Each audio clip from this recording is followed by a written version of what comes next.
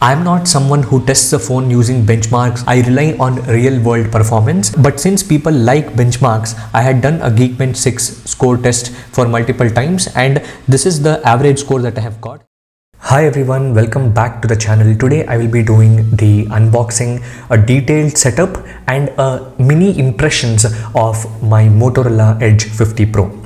This is the new smartphone that I have bought from Flipkart in the last month sale that got concluded, and this is my alternate device which I'll be using along with my Nothing phone 2. I'll walk you guys through the setup of this phone along with the unboxing and my impressions of this device. So this is the box packaging of the device, and here we have the case along with some paperwork like warranty information guide and the specifications of the phone and your quick start guide and so on and so forth. And this is actually a screen protector. This is not a tempered glass. I would actually recommend you to get a UV tempered glass for your device, which will cost you around 500 rupees from your local phone store. This screen protector will not protect your phone from drops. This only protects from scratches. It is a good thing that it has been provided in the box. This is a SIM ejector tool, which we find it common in all the devices, and this is actually the frosted back case, and this comes in the same color as the device color that you have bought. The device color that I have bought is actually vanilla cream. And for the people who are interested in the specs, the device actually is 72 mm width and is just 8.2 mm in thickness, which is very easy to hold, and it also has 20:9 aspect ratio, which makes it easy to hold in the hand. It weighs 186 grams. It has a vegan leather plastic back, and it is actually IP68 dust and water resistant, and the display is 6.7 inch 144 Hz P-OLED display, that is like a plastic OLED display, and the resolution of the device is 2712 x 1220 pixels with 446 pixels per inch pixel density, and this device actually has Snapdragon 7 Gen 3 as its processor.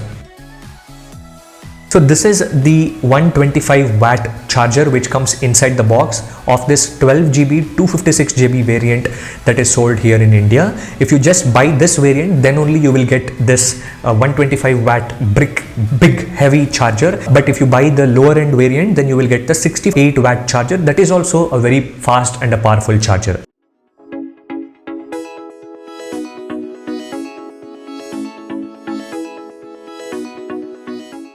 You get this USB Type-C to Type-C cable in the box, which means this charger supports USB power delivery. That means you can just carry this charger to support charging all of your devices, which is a very cool thing in my opinion.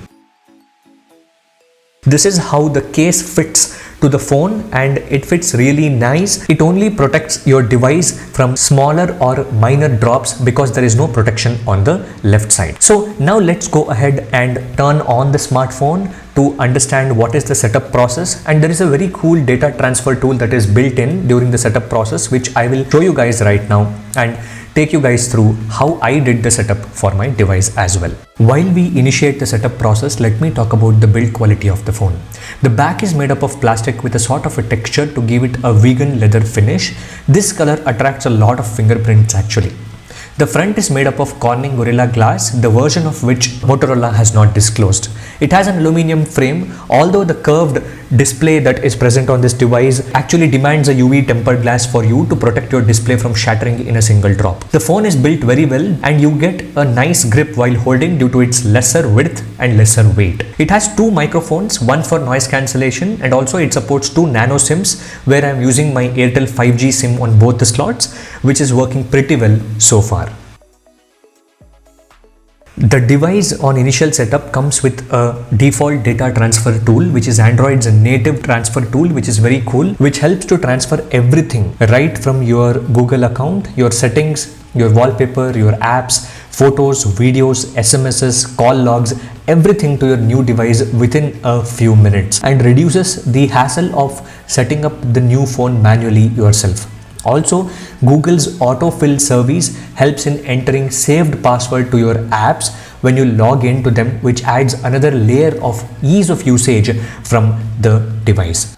While I am setting up my new device, I always try to opt out of certain ads and these product experiences that these phones request for, But since Motorola has a very clean stock UI based experience which is built on this Hello UI, there is no ads at all in this ecosystem. It's a very clean and a very neat UI which I have really loved.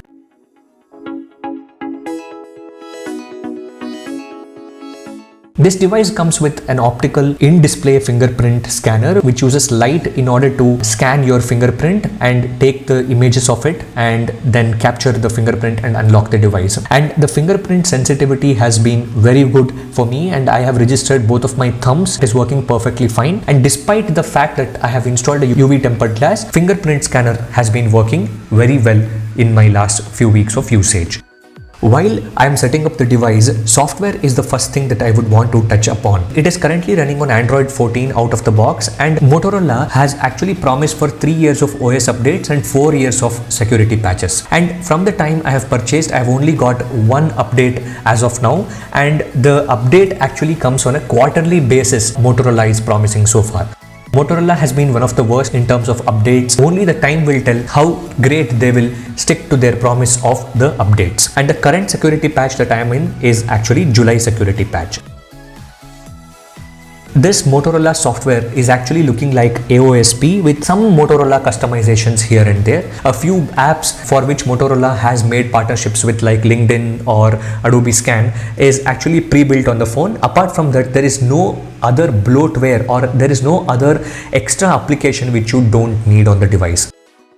There is certain Moto branding here and there and the Moto specific apps, but other than that, it is a very clean and simple and a fantastic skin of Android that I have really loved using from the last few weeks. And Motorola actually has made a lot of effort in the software department in their phones in the recent past, and it has shown with their work here. There are a lot of personalization options which is present on this device, which I think I will do a separate video on how do I set up my device, and I will show you what are the different software options that is there.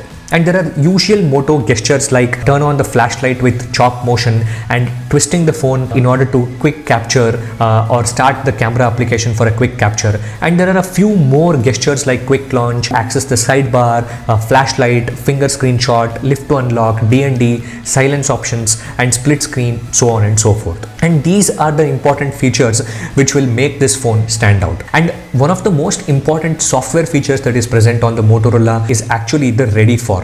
Ready For is actually a very important app that makes this phone stand out from other devices in the competition in this specific price range. It will help you to pair your device with your laptop, mirror your device and make it as a mobile desktop. You can use your phone as a webcam, you can use the hotspot, file transfer tool, smart clipboard, and a lot more things can be done. It is a very good feature, and it can be done both wired and wirelessly as well. And you can use this phone as a mouse as well using this feature. I'm not someone who tests a phone using benchmarks. I rely on real world performance. But since people like benchmarks, I had done a Geekbench 6 score test for multiple times, and this is the average score that I have got. That is 1150 single score for CPU, 3052 for multi-core for CPU. This device actually has a Snapdragon 7 Gen 3, which is not a very new SoC for that matter. This device actually has UFS 2.2 storage, which people might think is slow, but it is comparable to the UFS 3.1 storage read and write speeds only as per the testing that I have done. AnTuTu benchmark, when I did the test, it gave around 8 lakh, which is fine. In the real world, I have done very light work on this device and I have not pushed the device to its limits or something.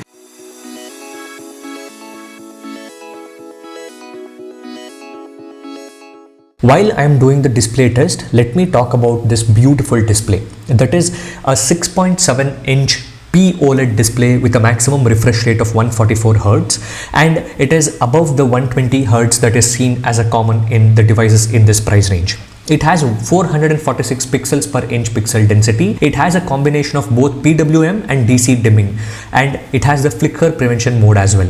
It's a 10-bit panel with HDR10 Plus video support and a peak brightness of 2000 nits in HDR10 Plus mode. In adaptive brightness, it supports up to 1300 nits, and this display is actually Pantone validated for both skin tones and also Pantone general validation as well. I have set it to 144 Hz all the time and I have really loved using this device. And this device actually has a HDR certification but no Dolby Vision. YouTube supports HDR playback, but the Netflix still does not have HDR playback. Amazon Prime Video supports playback at 1080p, and the video playback experience on this device has been very good so far. This device also comes with a stereo speaker setup and is also having the Dolby Atmos verification or rating. I'll be going ahead and doing the speaker test for you to be a judge for yourself.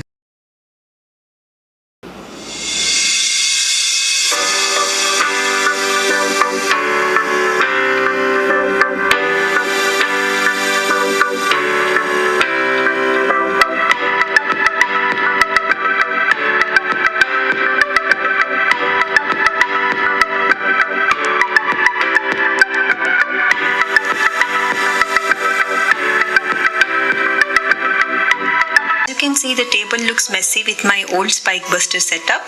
The Portronic Spike Buster has 8 power sockets and 6 USB ports with a 3-meter power cable, and it has a 2500 watt extension port. After unboxing, I have set up the extension board with all my... And now coming to one of the important factors of the device, that is charging of this device. The device actually has this 125 watt turbo charger which is given in the box, along with certain charge protection, super fast charging capabilities, which will help you to charge the device from 0 to 100% within a span of 18 minutes. While I have tested that 125 watt charging and I got the phone to charge from 0 to 100% close to 25 minutes, I am not someone who needs such a fast charging. I am okay if the phone can charge from 0 to 100% in even an hour. I will not be using that 125 watt charging on a daily basis, but the charger, since it has USB power delivery, will be a very important piece of hardware on my desk. It can be used to charge other devices like your iPhone or your MacBook or your Windows laptop or your cameras or GoPros or iPads or any other device which can charge using USB Type-C. And this device also has a 50 watt wireless charging on a proprietary charging stand, and also has a 10 watt reverse wireless charging as well. All in all, these are the few first impressions that I have got on the device and the things that I have been able to test on the device in the last couple of weeks of my usage. If possible, I will be doing dedicated videos on a few departments which will be like a standout for me. If you are interested in knowing something else about this device, do let me know in the comment section below. I will try to cover in the upcoming videos on my channel. And if you are new here, please hit the subscribe button and check out my other videos on the channel as well. And that's it for this video, guys. Do let me know your thoughts in the comment section below. Thanks for watching.